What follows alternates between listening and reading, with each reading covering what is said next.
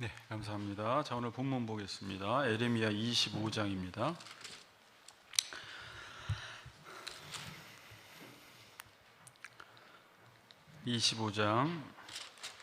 우리 15절부터 오늘 본문은 29절까지만 읽겠습니다. 29절까지. 예레미야 25장 15절부터 29절까지. 우리 한 절씩 교독하겠습니다. 이스라엘의 하나님 여호와께서 이같이 내게 이르시되 너는 내 손에서 이 진노의 술잔을 받아가지고 내가 너를 보내는 바 그 모든 나라로 하여금 마시게 하라.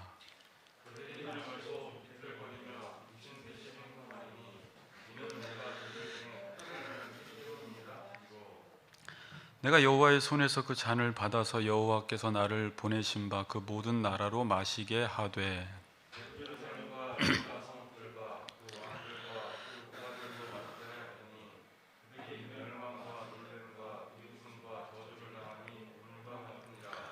또 애굽의 왕 바로와 그의 신하들과 그의 고관들과 그의 모든 백성과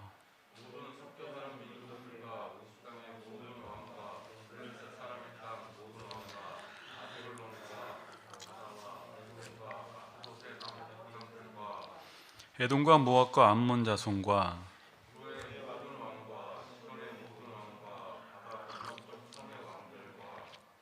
드단과 데마와 부스와 살적을 깎는 모든 자와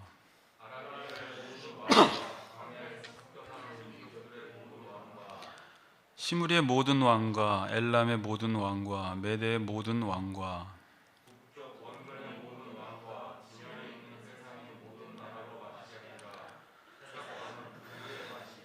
너는 그들에게 이르기를 만군의 여호와 이스라엘의 하나님의 말씀에 너희는 내가 너희 가운데 보내는 칼 앞에서 마시며 취하여 토하고 엎드러져 다시는 일어나지 말아라 하셨느니라.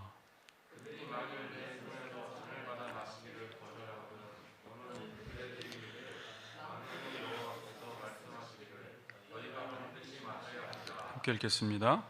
보라, 내가 내 이름으로 일컬음을 받는 성에서부터 재앙 내리기를 시작하였은즉 너희가 어찌 능히 형벌을 면할 수 있으랴. 면하지 못하리니 이는 내가 칼을 불러 세상의 모든 주민을 칠 것임이라 하셨다 하라. 만군의 여호와의 말씀이니라. 아멘. 오늘 제목은 진노의 잔을 마신 사람들. 좀 재밌는 제목은 감을 잃어버린 사람들이라고 했는데 같이 인사합시다. 감을 잃어버리지 맙시다. 이렇게 인사합시다. 네.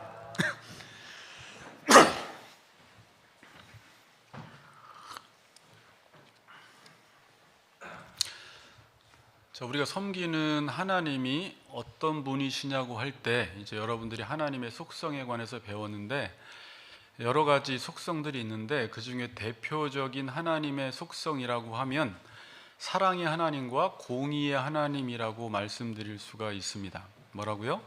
사랑과 공의의 하나님입니다. 오늘은 사랑은 좀 나중에 설명하고 오늘은 이제 진노의 잔이기 때문에 의로우신 하나님에 대해서 좀 말씀을 드리는데 하나님은 어떤 분이시냐면 의로우신 하나님이십니다. 그러니까 하나님이 의롭다라는 것은 하나님의 본성 자체가 의롭다는 말이에요. 본성 자체가.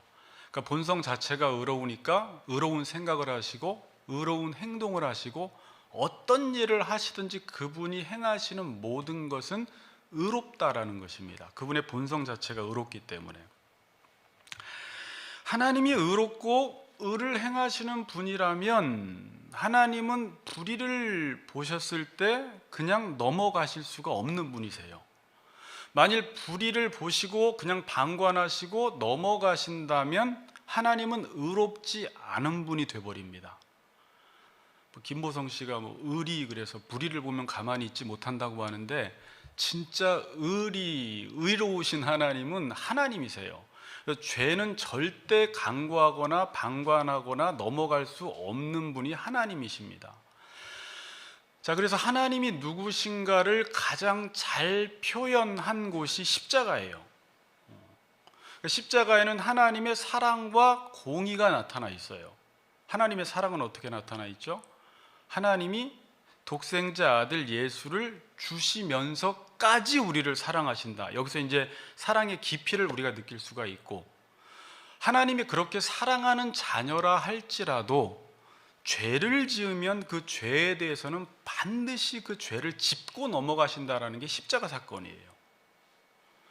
그러니까 죄를 지으면 아무리 사랑하는 자녀라도 그 죄에 대한 형벌은 반드시 하나님이 의롭기 때문에 치러야 한다는 것입니다. 그래서 십자가에서 하나님의 공의와 사랑이 드러났어요. 그래서 하나님이 가장 잘 드러난 영광의 사건이 어떤 사건이냐? 십자가 사건이라고 이야기를 합니다. 자, 그래서 십자가는 하나님이 누구신지 가장 현명하게 드러난 사건입니다. 자, 그래서 이 두 가지 속성을 여러분들이 균형 있게 잘 조화시켜야지 하나님이 누구신지를 잘 이해할 수가 있어요.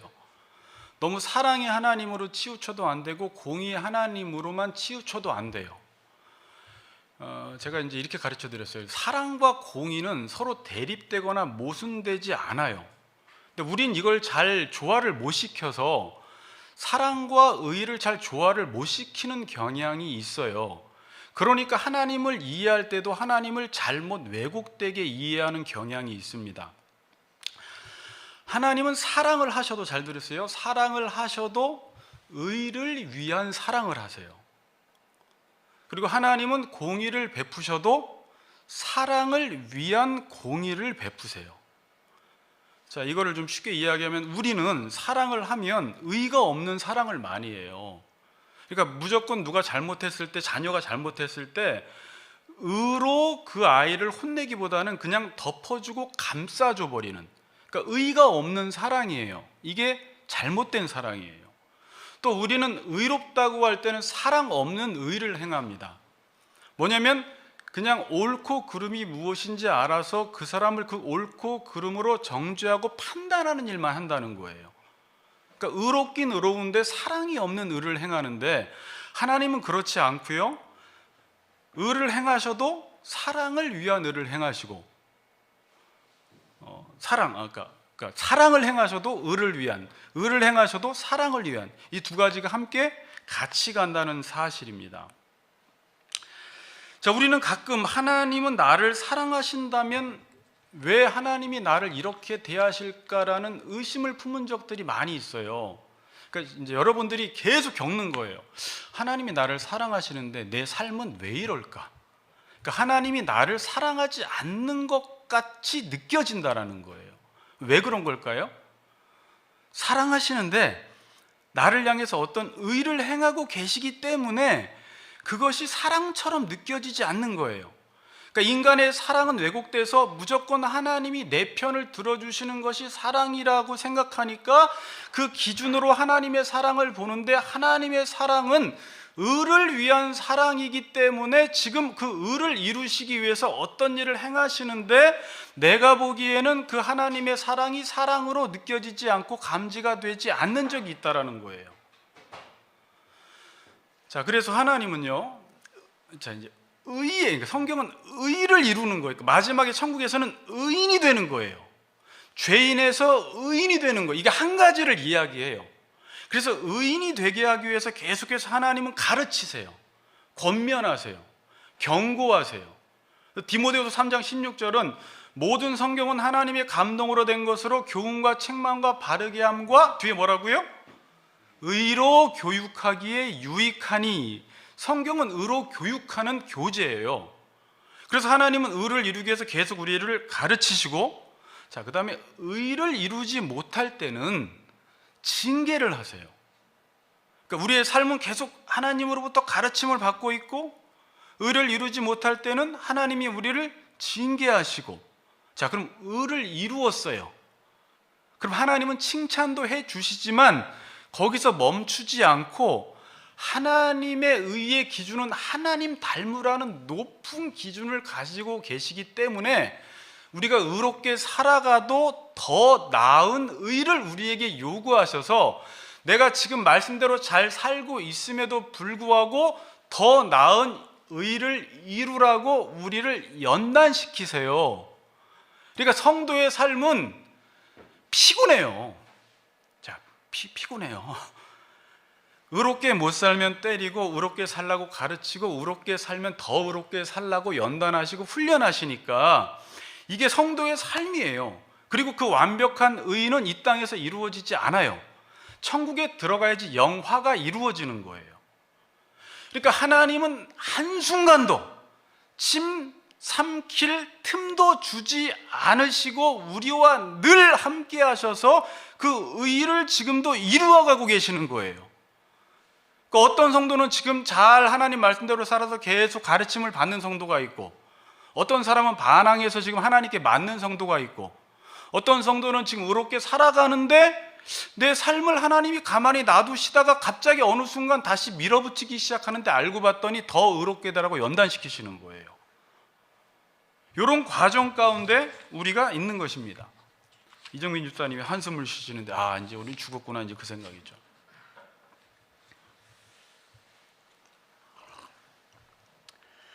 자, 그런데 우리가 이 세상을 보면서 문제는 뭐냐면 하나님이 죄에 대해서 방관하시는 것처럼 보인다라는 거예요. 이제 이게 큰 시험거리예요.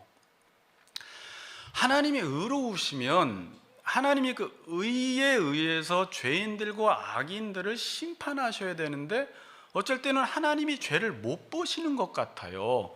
그냥 넘어가시는 것 같은 거예요. 그게 이제 하박국 선지자나 여러분들이나 수많은 사람들이 과연 하나님이 의로우신가?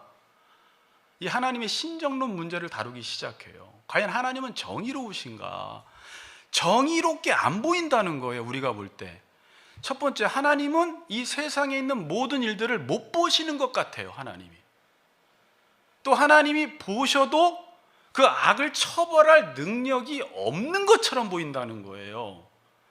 그래서 이제 강 집사가 계속 의롭게 사는데 오히려 악인들이 형통하거나 잘 되거나 하나님이 때리지도 않고 손도 안 보고 악을 행하는데 계속 승승장구하면 내가 지금까지 20년, 30년 동안 의롭게 살아오다가 어떤 생각이 드냐면 자기가 살아왔던 삶이 다 허무해지기 시작해요. 나는 정말 말씀과 믿음으로 살았는데 오히려 믿음으로 살지 않은 사람들은 삶이 잘 풀리고 내 삶이 안 풀리는 것 같이 보일 때, 그리고 하나님이 저 사람들을 전혀 손대지 않는 것처럼 보일 때 나도 저 사람들과 함께 같이 살아야 되겠다. 그래서 죄의 길에 슬금슬금 발을 집어넣기 시작해요. 자, 이때가 이제 시험의 시간이에요. 이때가.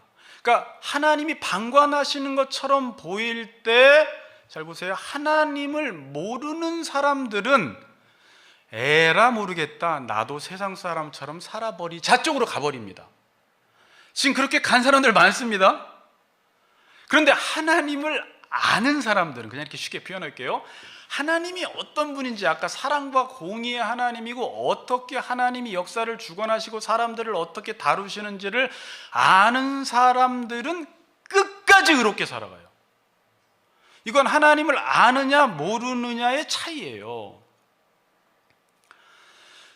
그러니까 하나님을 아는 사람은 눈치가 빨라요, 여러분.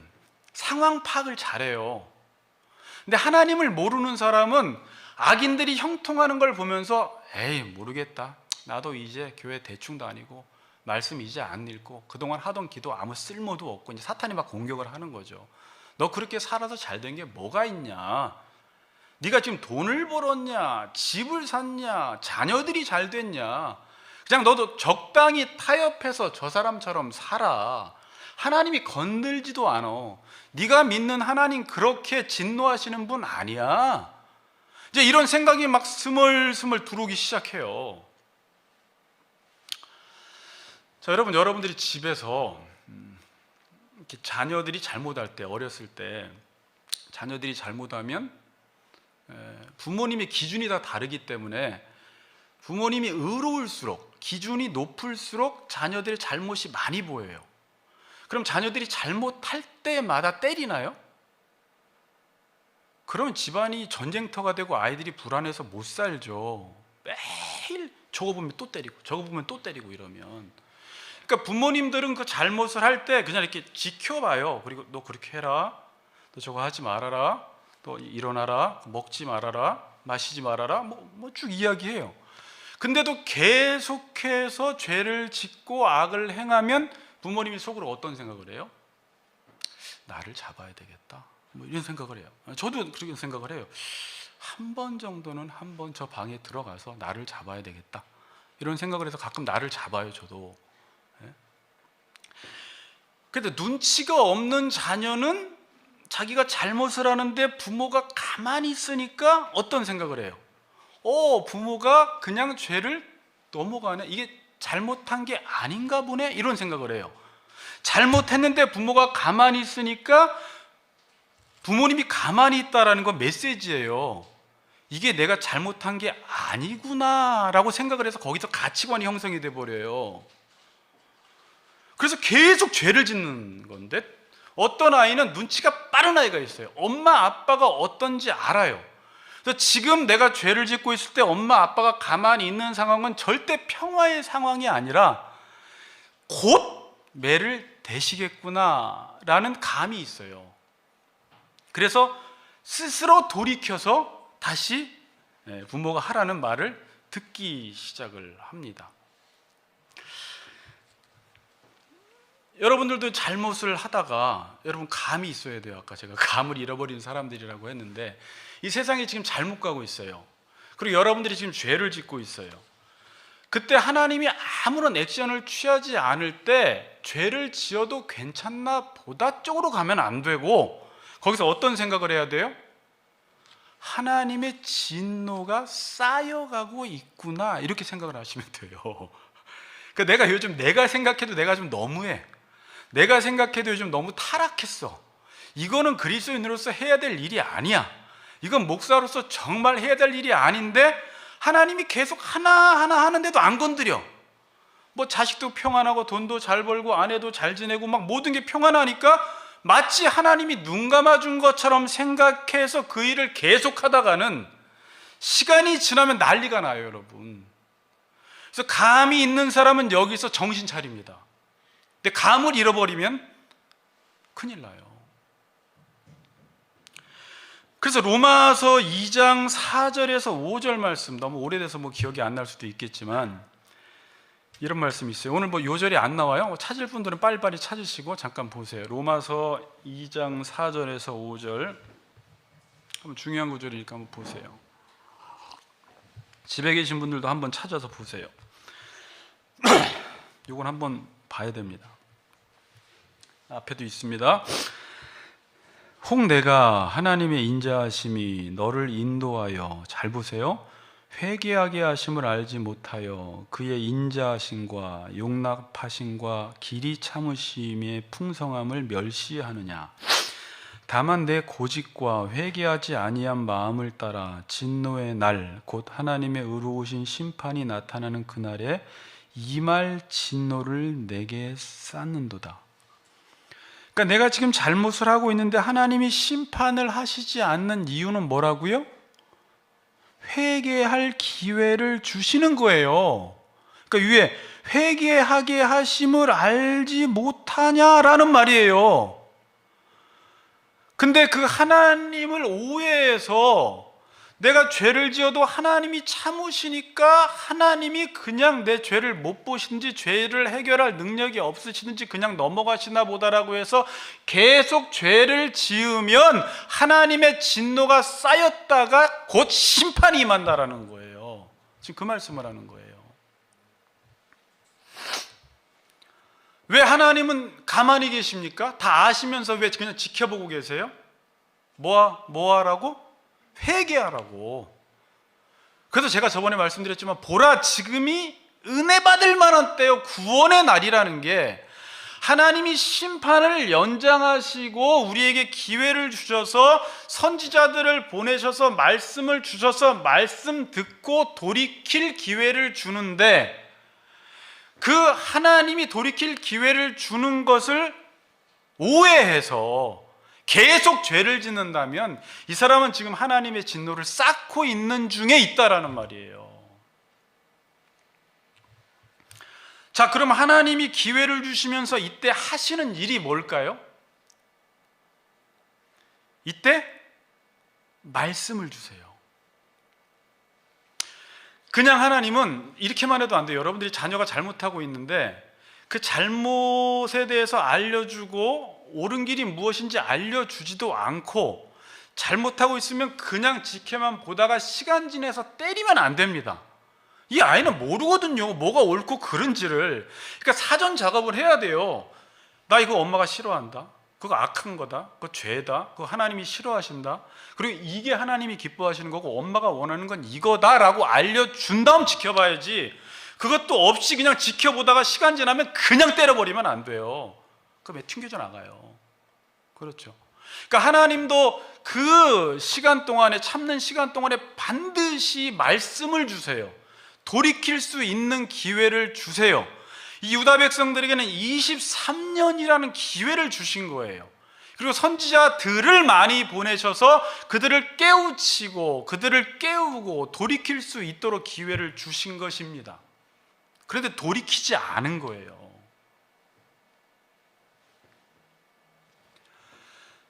자, 저는 이제 군대에서 그런 말을 많이 썼는데, 야, 너 지금 상황 파악이 안 되냐? 이런 말. 너 감을 잃어버렸구나. 자, 이 말이 되게 중요한 말이에요. 자, 예를 들어서 여러분, 사단장이 온다고 하면 막 한 달 전부터, 막 일주일, 2주일 전부터 난리가 나요.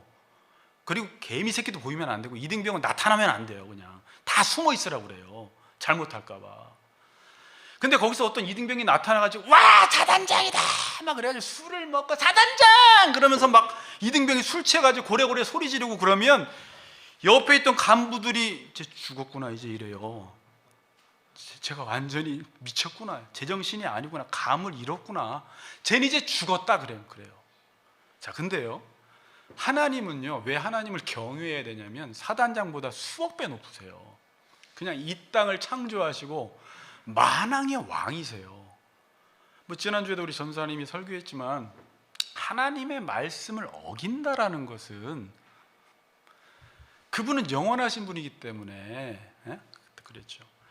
그분의 말을 어기면 영원한 형벌을 받아요. 그러니까 이 반역이라는 죄가 얼마나 큰지를 몰라요, 사람들이. 아담이 선악과 하나 따먹은 게 뭘 그리 큰 죄야가 아니에요. 이등병이 사단장 앞에서 고래고래 소리 지르는 그 정도가 아니에요. 선악과 따먹는 사건은. 사람들은 하나님의 말씀을 어겼을 때 그에 대한 심판이 얼마나 큰지에 대한 인식 자체가 없어요, 여러분.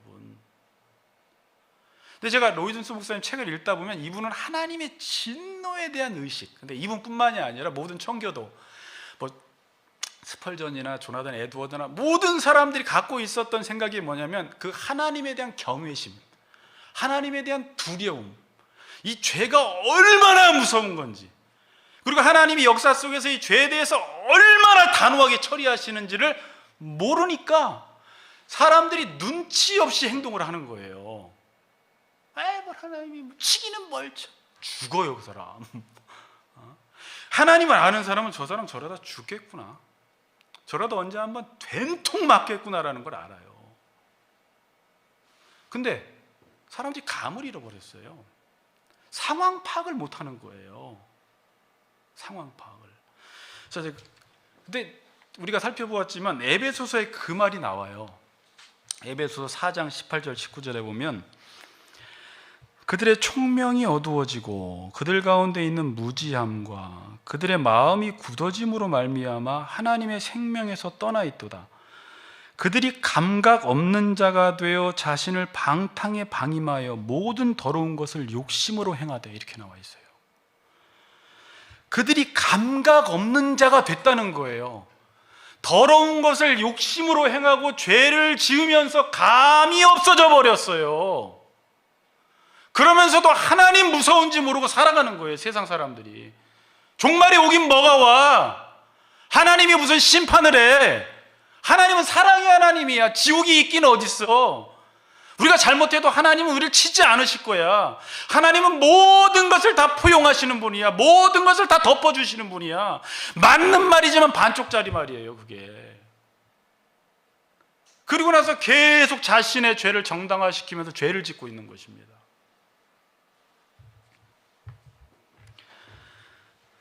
지금 이렇게 눈치 없는 성도들이 너무나 많아요, 여러분. 저도 하나님을 조금씩 알아가면 알아갈수록 눈치가 생기는 거죠. 지금도 별로 눈치 없어요. 우리가 제가 설교했던 것보다 10,000배 이상을 생각하셔야 돼요, 여러분. 그 정도로 하나님을 경외하고 두려워해야 돼요. 감을 잃어버렸어요. 지금 이스라엘 백성들은요, 감이 없습니다. 우리가 보기에는 난리가 나겠구나. 23년 동안 에레미야를 보내고 선지자를 보냈는데 돌이키지 않으면 이 사람들 죽었구나. 근데 이 사람들은 마치 이런 사람들이 그냥 미친 거예요. 그 사단장 앞에서 희낙낙거리면 노는 사람들이에요. 지금 세상 사람들이 그러고 있는 거예요. 감이 없어요. 지금 자신이 어떤 상태와 어떤 상황에 있는지를 알지 못한 채 먹고 취하고 놀고 시집가고 장가가면서 하나님을 무시하면서 살아가고 있는 거예요, 지금. 좀 더 묵상해 보세요. 그럼 어떻게 되냐? 오늘 사건이 일어나는 거예요. 오늘 진노의 술잔이 제목이에요. 15절 보세요. 15절 읽습니다. 우리 15절 같이 시작.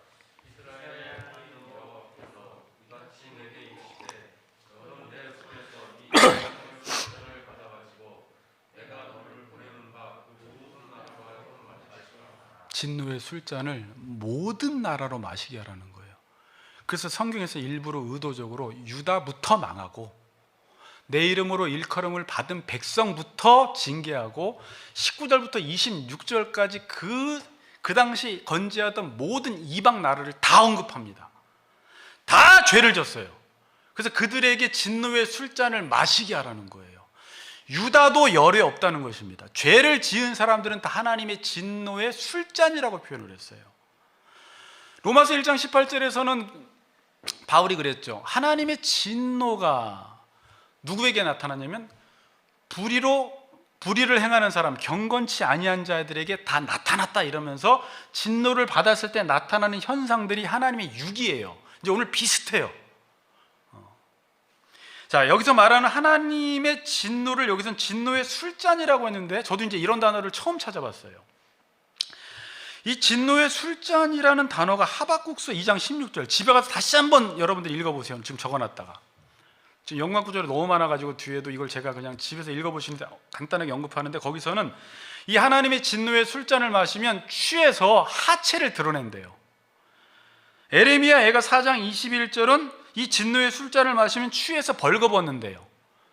그러니까 여러분 지금 이 시대를 잘 보세요. 세상 사람들이 우리가 하체가 드러나고 벌거벗어서 수치를 당하게 만들어요. 하나님이 그 술잔을 마시게 함으로 세상 사람들의 조롱거리가 되어버리는 거예요. 그리고 이사야서 51장 17절 22절은 진노의 술잔이라고 하지 않고 수식어가 바뀌어요. 비틀거림 치게 하는 큰 잔이라고 표현을 합니다. 그러니까 이 진노의 술잔을 마시면 어떻게 돼요? 하체를 드러내고 그 다음에 벌거벗게 되고 비틀거리게 된다는 거예요. 이 진노의 술잔을 유다 백성들부터 모든 이방 민족에게 다 마시게 하라는 거예요. 이 술잔을 마시면 어떻게 돼요? 사람들이 술을 먹으면 취해서 이성을 잃고 비틀거리며 제정신이 아니듯이 사람들이 진노의 술잔을 마시면 다 비틀거리고 요동하고 제정신이 아닌 상태로 살아간다는 것입니다. 우리나라에서도 왕을 반역했다든지 왕에게 죄를 지었다든지 불충한 사람들에게 원래 어떤 형벌이 내려져요. 교수형이나 참수형이 내려지는데, 특히 이제 왕족들이나 귀족들이나 사대부 집안들에게는 그들의 신분을 참작해서 뭘 먹이냐면 사약을 먹여요. 그냥 어느 정도 그래도 배려해 준 거예요. 그래서 왕궁을 향해서 절을 하고 사약을 먹고 죽습니다.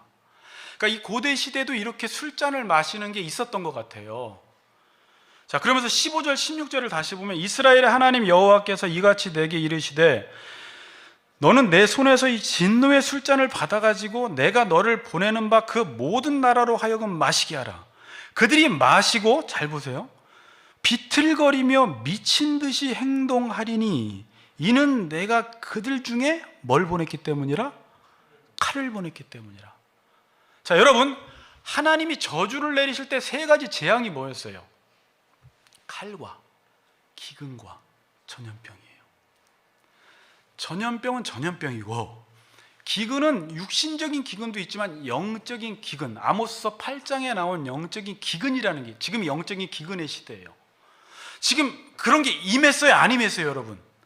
우리 안에 말씀은 많지만 먹을 말씀이 없다, 뭐 말씀의 홍수 시대에 정말 들을 말씀이 없다 이러잖아요. 임했죠, 기근. 전염병 왔죠. 그럼 칼은 뭐예요? 칼은 이방 민족에 의해서 치는 것도 칼이지만 하나님의 진노의 술잔을 먹고 세상 사람들이 미친 사람들처럼 비틀거리며 살아가는 거예요. 목표가 없이 해야 할 일이 무엇인지도 모른 채 어떤 것이 바른 길인지도 모른 채 비틀거리며 살아가는 상태, 이게 하나님의 지금 진노를 당한 상태다라는 거예요. 이걸 로마서 1장 18절 이후에서는 하나님이 그 상실한 마음대로 내버려 두사, 마음의 정욕대로 내버려 두사, 그들이 하나님을 마음에 두기 싫어하니까 그럼 네 마음대로 살아봐 하나님이 내버려 두니까 1장 28절 이후에 28가지의 죄악들을 거미줄처럼 줄줄이 나오면서 살아가는데 이게 하나님의 심판의 가장 무서운 심판이라는 거예요. 그 상태가 하나님이 지금 칼을 보낸 상태입니다. 그런 관점으로 지금 나에게, 우리나라에게 이 당시에 칼과 기근과 전염병이 임했다면 지금 하나님이 진노하신 거예요. 여기서 비틀거리다라는 말은 뭐 어렵진 않아요. 그냥 흔들리다, 요동하다라는 말입니다. 자, 제가 지지난 시간에 설교할 때 건강이라는 걸 설명하면서 영적 건강, 원래 상태에 있는 것이라고 이야기했어요. 본질. 그렇죠? 그러니까 육체도 원래 상태에서 벗어나면 고통스러워요. 영적으로도 원래 상태에서 벗어나면 내 삶이 고통스러워져요, 여러분. 그리고 다시 원래 자리로 돌아오면 영적으로 건강해지고 육체적으로 건강해지는 것입니다. 근데 그 원래 자리로 돌아오려면 뭐가 필요하냐면 말씀이라는 게 있어야 돼요. 말씀으로 진단받아서 말씀으로 돌아와야지 원래 자리로 돌아와요. 그래서 하나님이 말씀을 주지 않을 때 나타나는 특징이 그렇게 비틀거리며 요동하는 현상이 일어납니다. 말씀은 말씀의 검, 말씀의 칼이라고도 이야기를 하지만 이건 정상적인 말씀의 검이고 하나님이 그 시대를 심판하실 때는 말씀의 칼을 주시는데 이 칼은 뭐냐면 가라지 복음, 거짓된 복음, 아니면 말씀을 주지 않아 버리세요. 그럼 사람들은 비틀거리고 요동하게 되어 있어요. 정상에서 원래 상태에서 벗어나게 되어 있습니다. 지금이 그런 시대예요, 여러분. 사람들이. 자, 고통이라는 문제를 다뤄야 되는데, 자, 성경에서 물론 고통도 고난도 이제 여러 가지 것으로 해결할 수 있겠지만 원래 상태에서 벗어나면 고통스러워요. 그래서 디모데후서 3장 1절에 보면 말세에 고통하는 때가 이르리니 이렇게 나와 있죠. 그러면서 왜 고통당한다라는 거예요? 원래 상태에서 벗어났기 때문에. 근데 거기서 이렇게 표현해요. 사람이 자기를 사랑하며 돈을 사랑하며 쾌락 사랑하기를 하나님 사랑하는 것보다 더하며. 그러니까 사람이 원래 자기를 사랑하면 안 돼요. 돈을 사랑하면 안 돼요. 쾌락을 사랑하면 안 돼요. 부모를 거역하면 안 돼요. 무정하면 안 돼요. 근데 거기 뒤에 딱 그렇게 다 나열되어 있어요. 그러니까 사람들이 말세에 고통을 당하더라는 거예요. 삶이 겉으로는 화려하고 집은 넓고 돈도 많은데 삶에 실존적으로 고통을 당하는 삶을 살아가요. 말씀이 없으니까 원래 상태가 어떠한지를 몰라서 이런 고통을 당하며 말세 때 살아간다라는 거예요. 사람들이 삶 자체가 고통스러워요. 그래서 자, 여러분, 성경을 이렇게 비틀거리다, 술 취하다라고 했을 때 일반 술의 비유로도 설명을 했잖아요. 에베소 5장에서 술 취하지 말라, 이는 방탕한 것이니. 일반적으로 술을 마셨을 때 이성을 잃고 제정신이 아니고 비틀비틀 거리며 살아가듯이 영적으로 하나님의 진노의 잔을 마시면 어떻게 돼요? 비틀거린다는 거예요. 특히 에베소 5장 18절에서는 술 취하지 말라 뒤에 말, 이는 방탕한 것이니라고 했죠.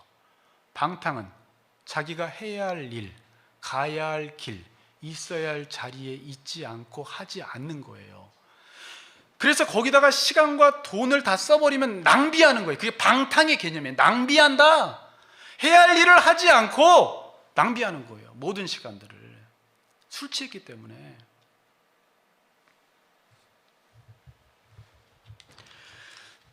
저도 그래서 칼이라는 게 그동안 이 하나님이 저주하신다 해서 세 가지가 칼이 무엇인가 궁금했는데 이번에 참 이게 예레미야에서 정확히 설명해 주고 있어요. 내가 칼을 보냈기 때문이라. 너희가 비틀거리고 미친 듯이 행동하는 것은 내가 너희에게 칼을 보냈기 때문에 그런 것이다. 사람들이 제정신으로 살아가지 못하는 것입니다. 자, 그런 차원에서 은혜라는 게 뭐예요, 그러면? 은혜. 로마서 5장 6장 보면 은혜의 지배 아래 있고 죄의 지배 아래 있다 그래요. 집사님이 지난주에 은혜 아니면 난 살아갈 수 없다, 그 말이 뭘까요? 은혜는요, 지극히 정상적인 삶을 살아가는 거예요. 그러니까 은혜라는 것은요, 원래 상태대로 살아가는 거예요. 그러니까 내가 요즘 그냥 원래 질서대로 살아가고 싶고, 그냥 남편에게 복종하고 싶고, 아내를 더 사랑하고 싶고, 자녀를 주의 교훈과 훈계로 양육하고 싶고, 그냥 교회 가고 싶고, 말씀을 보고 싶고, 이웃 어려운 사람들을 돌보고 싶고, 이게 정상이거든요. 이게 착한 게 아니에요. 이게 그냥 원래 정상이에요, 이게. 근데 은혜가 임하면 이런 정상이 임하는 역사가 일어나요. 아주 지극히 정상적인 삶을 살아요. 근데 하나님의 은혜가 임하지 않고 내 귀에 말씀이 들리지 않는다면 이 정상에서 벗어나 버립니다. 사람들은 정상에서 벗어나면 자유인 줄 압니다.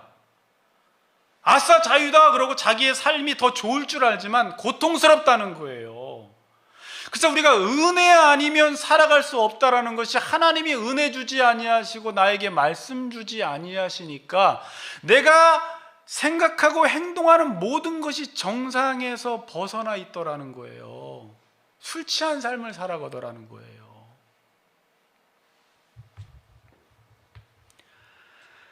지금 하나님이 말을 듣지 않고 돌이키지 않는 유다 백성들에게 진노의 술잔을 내려버리는 것입니다. 여러분, 지금 이 시대도요, 하나님 가만히 계신 게 아니에요. 어떤 사람은 맞으면서 맞는지 몰라요. 이사야서 1장도 그래요. 내가 머리끝부터 발끝까지 때렸는데 얘가 맞는지를 몰라요. 이스라엘 백성들이 딱 맞았는데도 왜 누가 때린지를 몰라요. 자기 인생이 그렇게 고통스러운데 왜 이런지를 분석을 못 해내요. 전염병이 막 이렇게 왔는데 왜 이게 왔는지 원인 분석이 안 되는 거예요. 사람들이 지금, 청년들이 경제가, 세계 정세가 막 요동치는데 이게 왜 이러는지를 몰라요. 왜 미얀마 사태가 일어나고, 왜 청년들이 이렇게 방황을 하고, 왜 경제가 이렇게 들쑥날쑥하고, 부동산 정책이 막 들쑥날쑥하고, 사람들이 지금 살지를 못하거든요. 왜 그런지를 모르는 거예요. 지금 얼마나 요동칩니까, 우리의 삶이.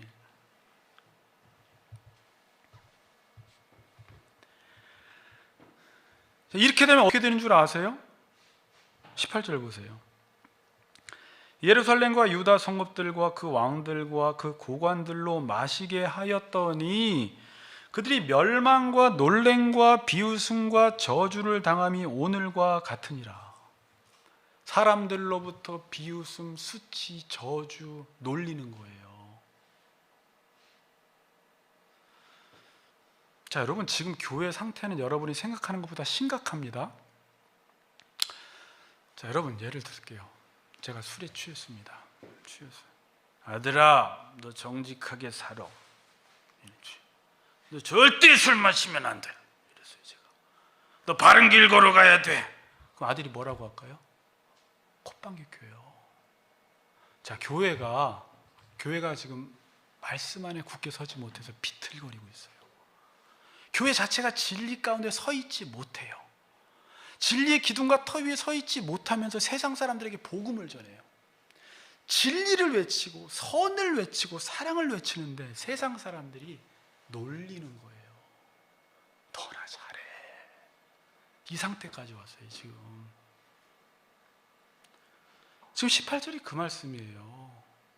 내가 너희들 하체를 다 드러내버릴 거야, 그러는 거예요. 너희들 안에 있는 그 교회 안에 모든 수치들을 세상 사람들에게 다 까발리는 거예요, 하나님이. 우리의 실체를. 할 말이 없어요 지금. 그렇잖아요.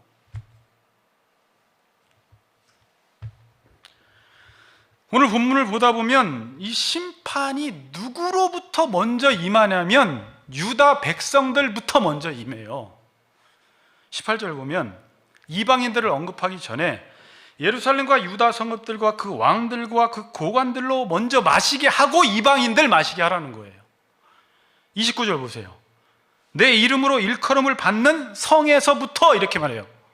이거 유다 백성들을 말해요. 하나님의 일컬음을 받았다라는 말이. 거기서부터 재앙을 내리기 시작하는 것입니다. 우리는 하박국처럼, 또 우리도, 그리스도인들도 심판이 임하면 세상 이방인들에게 먼저 임해야 한다고 생각해요. 우리는 늘 잘한 줄 알아요. 그래서 자기들은 심판을 당하지 않는 줄 생각을 하고 있어요. 근데 하나님은 지금 유다 백성들부터 먼저 치시는 거예요. 그럼 유다 백성이 이방인들보다 더 잘못한 게 많아서 그럴까요? 잘못한 게 많아서 그런 게 아니에요.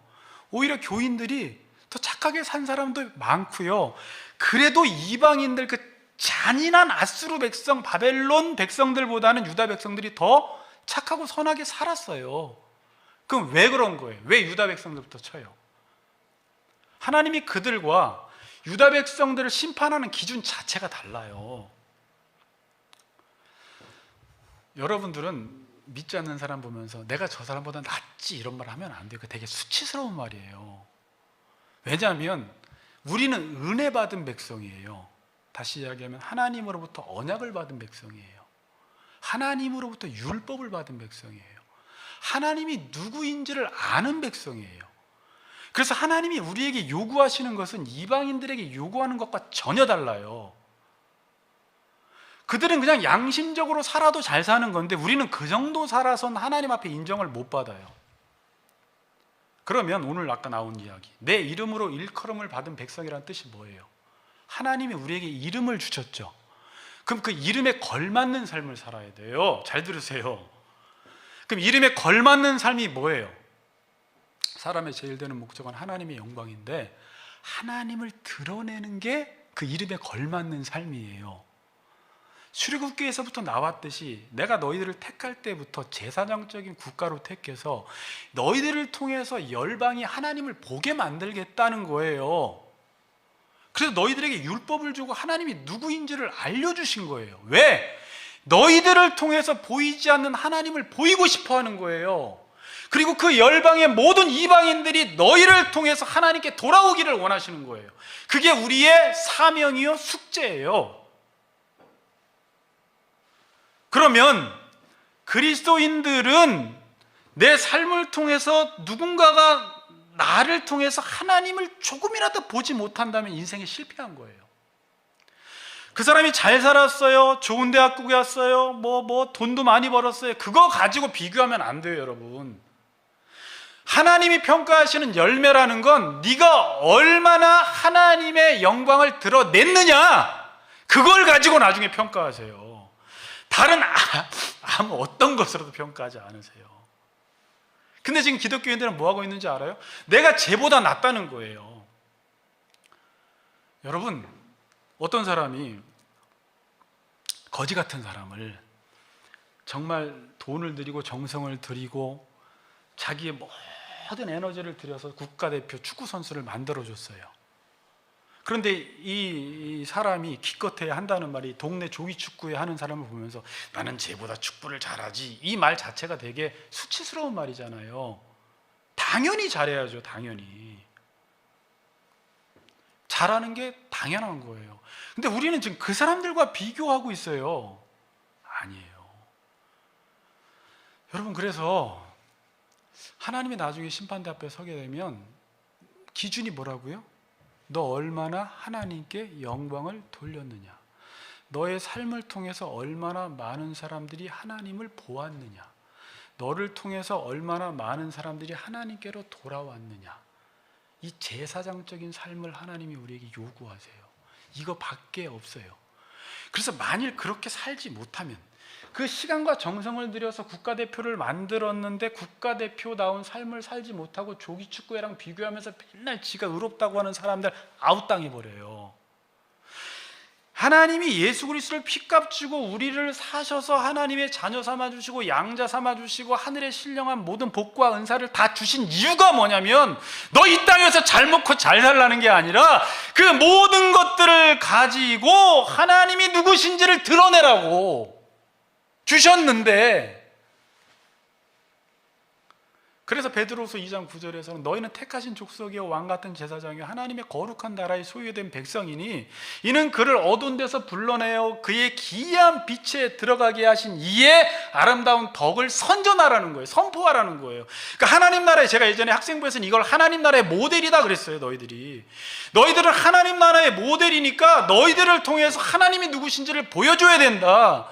어두운 데서 불러내어 그의 기이한 빛에 들어가게 하신 이의 아름다운 덕을 선포하고 선전하라고 내가 너희를 이 땅에 보내주신 것이다 라는 것이에요. 저 여기서 한 가지 또 풀어낼 숙제가 있어요. 그럼 하나님을 드러내는 게 어떻게 하면 드러낼 수 있을까? 한번 질문도 하고 싶은데, 그럼 하나님을 드러내는 게 뭘까? 지금 여기서 실패하고 있거든요. 제가 하나님을 드러내려면 어떻게 해야 될까요? 목사하면 되나요? 목사에도 하나님 못 드러내는 사람 많습니다. 신학 공부를 많이 하면 될까요? 신학 공부 많이 해도 하나님 전혀 못 드러낼 수 있습니다.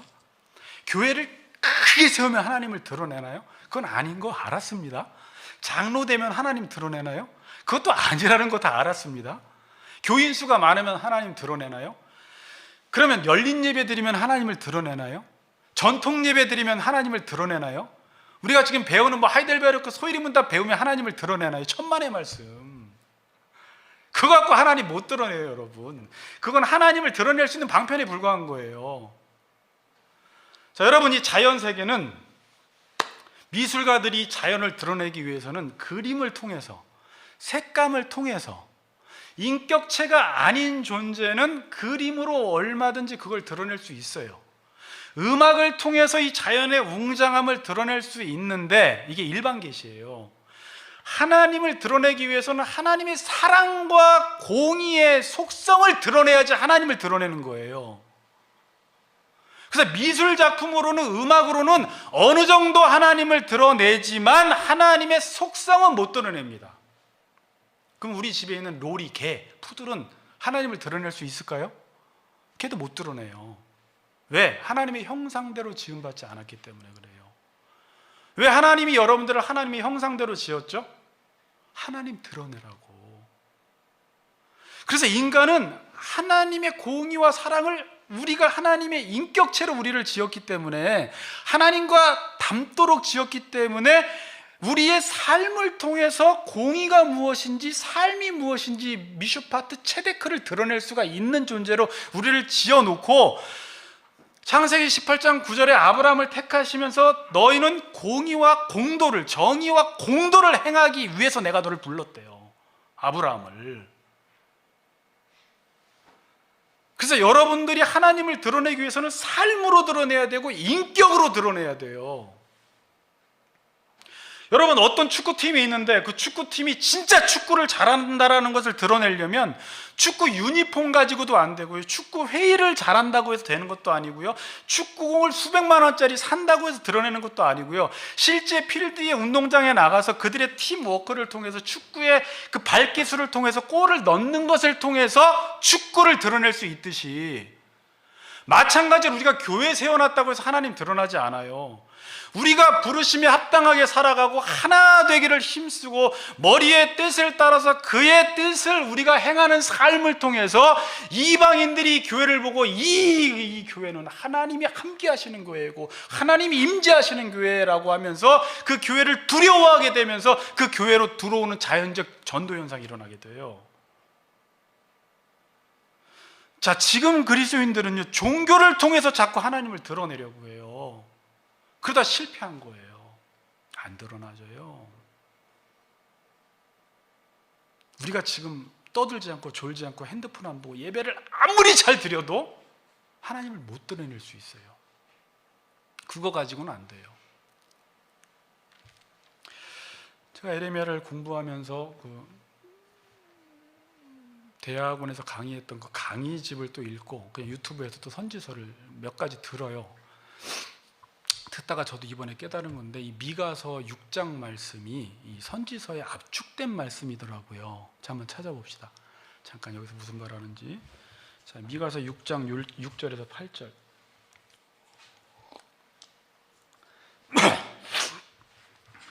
하나님이 우리에게 뭘 원하시는지가 가장 명확하게 드러나 있는 구절이잖아요. 제가 읽어볼게요. 미가서 6장 6절에서 8절. 내가 무엇을 가지고 여호와 앞에 나아가며 높으신 하나님께 경배할까? 내가 번제물 1년 된 송아지를 가지고 그 앞에 나아갈까? 여호와께서 천천의 순양이나 만만의 강물 같은 기름을 기뻐하실까? 내 허물을 위하여 내 맏아들을, 내 영혼의 죄로 말미암아 내 몸의 열매를 드릴까? 사람아, 유명한 구절이에요. 주께서 선한 것이 무엇임을 내게 보이셨나니 여호와께서 내게 구하시는 것은 오직 정의를 행하며, 동그라미 치세요. 인자를 사랑하며, 여기도 동그라미 치시고, 겸손하게 내 하나님과 함께 행하는 것이 아니냐. 이 세 가지예요. 뭐라고요? 정의와 인자와 겸손. 자, 마태복음 23장이 봅니다. 마태복음 23장 보세요. 예수님이 이것을 그대로 인용하십니다. 마태복음 23장 23절. 이 바리새인들을 욕하면서 화 있을진저 하면서 그들에게 하셨던 말씀인데, 이 미가가 이야기했던 내용을 그대로 인용하면서 말씀하십니다. 화 있을진저 외식하는 서기관들과 바리새인들이여, 너희가 박하와 회양과 근처의 11조는 들이되 율법에 더 중한 바, 뭐라고요? 정의와 긍휼. 긍휼과 인애와 인자는 헤세드 같은 단어예요. 헤세드가 여러 가지로 번역되어 있기 때문에 정의와 긍휼과 믿음이라는 거죠. 여기서 이게 믿음이 내 하나님과 함께 행하는 것을 말해요. 이것도 행하고 저것도 버리지 말아라 그러죠. 그렇죠. 그러니까 예수님이 지금 선지자들이 하셨던 말씀을 그대로 인용하면서 바리새인들에게 지금 말씀을 하는 것입니다. 자, 그러면 여기서 정의라고 할 때 여러분, 아모스서의 가장 핵심 구절이 뭐예요? 제일 유명한 구절이 공법을 물같이 정의를 하수같이 할 때, 아모스서 5장 24절이 그 아모스의 핵심 구절이에요. 아모스가 공의가 핵심이에요. 미슈파트가. 그 다음에 호세아서는 핵심 구절이 뭐예요? 제가 호세아서 몇 번 말씀드렸잖아요. 하나님의 불붙는 사랑, 헤세드. 그러니까 헤세드는 사랑이 아니라 언약 관계를 지키는 거예요. 책임지는 사랑을 하는 거예요. 그걸 헤세드라고 해요. 그걸 인애, 인자로 번역을 했어요. 그 다음에 이사야 7장 9절에 보면, 한번 찾아보세요. 만일 너희가 굳게 믿지 아니하면 굳게 서지 못하리라, 이런 말이 있어요. 이게 이사야서 핵심 구절인데 뭐라고요? 너희가 굳게 믿지 아니하면 굳게 서지 못한대요. 자, 우리가 아까 제가 서론에서 이런 말을 했어요. 하나님은 계속 의를 이루시기 위해서 계속 우리에게 의를 가르치세요.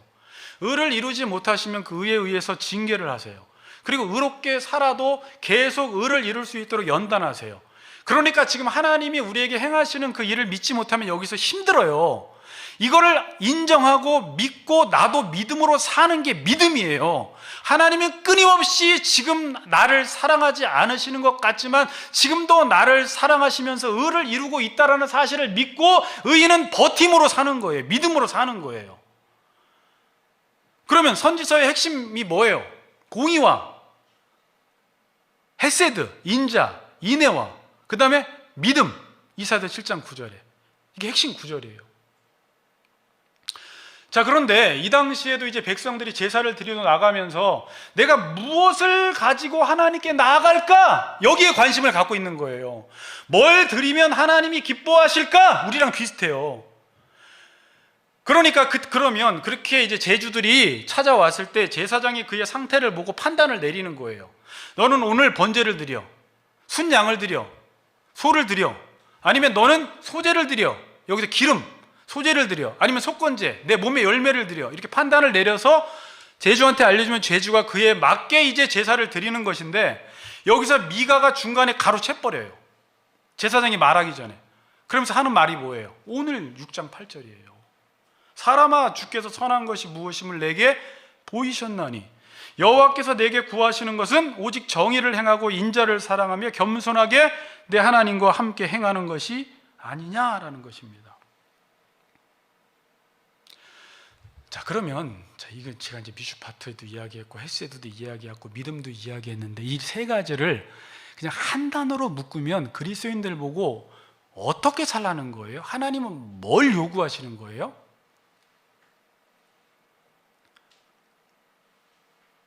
관계를 바르게 맺으라는 거예요. 그러니까 내가 잘 들으세요. 내가 관계 속에서 마땅히 행해야 할 일을 하라는 거예요. 이게 헤세드라는 의미예요. 헤세드를 너무 어렵게 생각하지 말고, 그러니까 사랑은 책임지는 거예요. 에베소서에서 이야기했듯이 내가 아내를 봤을 때 아내와 나의 관계가 어떤지 알고 거기서 책임지는 사랑을 하라는 거예요. 그래서 이 선지서에서는요, 예배보다 더 중요한 것은 인간이 마땅히 행해야 할 도리다라고 이야기를 해요. 그러니까 예배보다 앞서야 되는 게 예배보다 예배자의 삶이 더 중요한 거예요. 그래야지 예배가 의미가 있는데 예배자의 삶이 없는 예배는 하나님이 안 맞는데요. 자, 아모스서를 보면 그냥 잠깐 보세요. 찾은 김에. 아까 아모스 5장 보면 1280페이지 그 5장 24절이 오직 정의를 물같이 공의를 마르지 않는 강같이인데 그 위에부터 보면 21절에 보면 내가 너희 절기들을 미워한대요. 멸시한대요. 하나님이 지금 예배 싫어한대요. 두 번째 22절 너희가 내게 번제나 소제를 드릴지라도 이거 하나님이 너희가 드리는 헌금도 싫어한대요. 그 다음에 23절 내 노랫소리 내 앞에서 그치라는 거예요. 찬양 싫대요. 하나님이 뭐 그치래요? 예배 그치고 헌금 그치고 찬양 그치라는 거예요. 다 쓸데없다라는 거예요. 내가 원하는 건 공의를 행하라는 거예요. 그렇다고 오늘 예배 드리지 말고 찬양 드리지 말라는 말이 아니라 삶이 없는 예배, 먼저 네가 뭘 하나님께 드리기 이전에 너 자신을 먼저 드리라는 말이에요. 그게 예배잖아요. 네 몸을 하나님이 기뻐하시는 거룩한 산제사로 드리라. 이는 너희가 드릴 영적 예배니라. 이게 되지 않는 상태 속에서 드리는 예배, 찬양, 헌금 하나님 앞에 무익하고 헛되고 무의미하다라는 말이에요. 선지서가 강조하는 것은 계속 예배보다 예배자의 삶이 더 중요하다는 것이고, 제가 지금 읽고 있는 책에서는 선지자가 한 일은 하나님과 이스라엘 백성들 간의 언약 관계를 회복시키는 일을 했던 거예요. 계속 그게 선지서의 역할이었어요. 선지자의. 그러니까 관계 맺는 일에 실패하면 그리스도인들이 어떻게 된다? 망한다는 거예요. 마땅히 행해야 할 도리가 예배보다 우선시 돼야 하고, 관계 맺는 일에 실패하면 하나님을 드러내는 일에 실패합니다. 여러분들도 그러잖아요. 아무리 지금 우리 어머니 아버지가 우리 친구가 집사님 권사님 장로님으로 예배를 잘 드리고 왔는데도 옆에서 지금 이웃들과의 관계, 부부와의 관계, 자녀의 관계를 못 맺는 거 보면 혀를 차잖아요. 하나님 못 드러낸다고요. 그렇게 해서는 맨날 싸워서는. 그리고 27절에 보세요. 참 말씀이 무서워요. 27절에 너는 그들에게 이르기를 만군의 여호와 이스라엘의 하나님의 말씀에 너희는 내가 너희 가운데 보내는 칼 앞에서 마시며 취하여 토하고 엎드러져 다시는 일어나지 말아라. 너희들 그냥 하나님 말씀 안 들으려면 진노의 술잔 마시고 그냥 마시고 취하고 토하고 엎드러져서 그냥 멸망하라는 거예요. 자, 좀 쉬운 말로 그렇게 살다 죽으라는 거예요. 이게 뭐예요? 로마서 1장에서는 육이에요. 내버려 두는 거예요. 그냥. 너희들 그냥 그렇게 살다가 멸망해. 하나님이 무관심, 징계도 없어, 말씀도 안 줘, 정욕대로 내버려둬. 그러니까 어떻게 하더라는 거예요? 마시고 취하고 엎드러지는 거예요. 그걸 또 좋다고 하면 안 됩니다.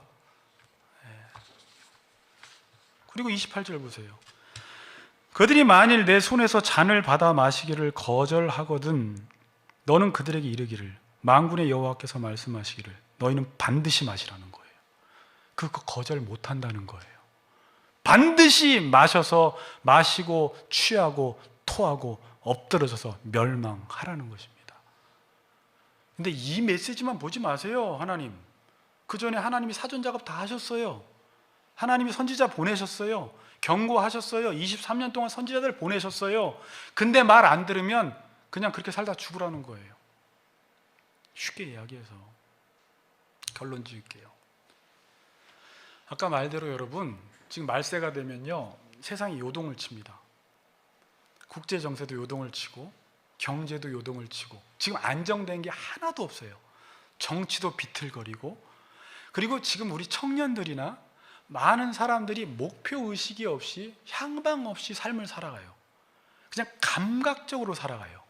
그냥 내가 보기에 좋은 거, 내 오감을 만족시켜주는 거, 먹고 입고 마시고 느끼는 그러한 삶을 살아가요. 인간이 지금 이 시대는 지금 비틀거리는 시대예요, 여러분. 그러면 자, 교회는 어떤 곳이냐면 요동하지 않는 곳이에요. 흔들리지 않는 곳이에요. 왜냐하면 예수 그리스도의 터 위에 세워져 있기 때문에, 말씀 위에 세워져 있기 때문에, 원래 상태에 있기 때문에 세상 흔들리고 사람들 다 변하여도 교회는 흔들리지 않는 곳이에요. 그래서 교회는 이정표가 돼야 되고 좌표를, 방향을 알려줘야 돼요. 사람들에게 어디로 가라고 비전을 제시할 수 있는 곳이 교회예요. 그런데 지금 어때요? 교회가 흔들리고 있어요. 하다못해 목회자들이, 신학생들이 목회를 어떻게 해야 될지도 모르고 말씀을 어떻게 전해야 할지도 모르고, 이런 지금 코로나 팬데믹 상황에서 개척을 해야 될지 어떻게 해야 될지 그냥 너무 단순 논리로만 생각해요. 개척이냐 청빙이냐 선교사냐, 이게 아니잖아요. 그냥 사람들이 있으면 그들 앞에서 이 사람들을 의로 교육하는 일에 힘써야 되는데, 뭐를 뭐 하기를 다 뭐 갔다 와 교수 뭐가 돼 막 이런 것밖에 생각을 못 하는 거예요. 방향을 잃어버렸어요. 왜 그런 거예요? 하나님의 말씀을 듣지 않고 하나님 말씀을 무시한 결과예요. 그러면 교회도 요동하게 되는 거예요. 그래서 교회도 정상에서 빗나갔고 세상도 정상에서 벗어났어요. 지금 진노의 잔을 마시고 목사와 장로들조차도 비틀비틀거리고 있어요. 안수집사 성도들 비틀비틀거리고 있어요. 세상은 말할 것도 없고요. 말씀에서 떠나니까 가정이 정상적이지 않고, 부부가 정상적이지 않고, 자녀와의 관계가 정상적이지 않고, 학교가 정상적이지 않고, 청년들이 다 지금 제정신이 아니에요. 코로나 없었으면 홍대, 건대, 이태원 난리 났어요, 여러분. 하나님이 이 정도 제한하시니까 지금 좀 멈춘 거죠.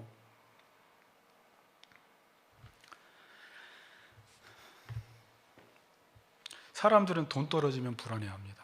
집 못 사면 불안해해요. 대학 떨어지면 불안해하는데, 말씀이 떨어지면 큰일 난다라는 사실을 잘 몰라요. 인간에게 말씀이 얼마나 중요한지를 아직도 몰라요, 잘. 사람들이 지금 통장에 잔고가 비었으면 난리 났다 하면서 그거 채우려고 애를 쓰는데, 우리 가정에 말씀의 양식이 떨어졌는데 그걸 몰라. 고통당하고 정상에서 벗어나고 비틀거리고 술 취하게 되는데 이 양식을 채울 생각을 안 해요. 말씀을 듣기 싫어해요. 자, 그래서 아모스서에 보면 결론이에요. 8장 11절 유명한 구절이잖아요. 주 여호와의 말씀이니라. 보라, 날이 이를지라 종말의 시기에 내가 기근을 땅에 보내리니 양식이 없어 주림이 아니요 물이 없어 가람이 아니요 여호와의 말씀을 듣지 못한 기갈이라. 사람이 이 바다에서 저 바다까지, 북쪽에서 동쪽까지 어떻게 하며? 비틀거리며 여호와의 말씀을 구하려고 돌아다녀도 얻지 못하리니 그날의 아름다운 처녀와 젊은 남자가 다 쓰러지리라 그래요. 이거는 앞으로 일어날 일이 아니라 지금 일어나고 있는 일이에요. 그 중에서 생수를 찾기 위해서 발버둥 치는 신학생과 성도들과 목사들이 있는가 하면, 말씀의 기가람을 맞았는데도 내가 지금 말씀의 기가람을 맞았다는 사실을 모르고 그냥 형식적인 종교 생활을 하는 사람들이 있어요. 근데 그 바로 다음 구절이 14절로 해서 끝나는데, 사마리아의 죄된 우상을 두고 맹세하여 이르기를, 아모스서 8장 14절이에요. 사마리아의 죄된 우상을 두고 맹세하여 이르기를 다나 내 신들이 살아있음을 두고 맹세하노라 하거나 부엘세바가 위하는 것이 살아있음을 두고 맹세하노라 하는 사람은 다 엎드려지고 다시 일어서지 못하리라. 쉽게 이야기해서 우상 숭배하는 사람은 다 엎드러진다는 말이에요. 제가 에스라에서 선지서를 배울 때 옆에서 기록해놨는데 그 선지서를 가르치는 분이 가르칠 때 제가 적어놓은 말이 있어요. 형식적인 종교에 빠진 사람은 다 망한다, 이렇게 적어놨어요. 제가 제 성경에다가.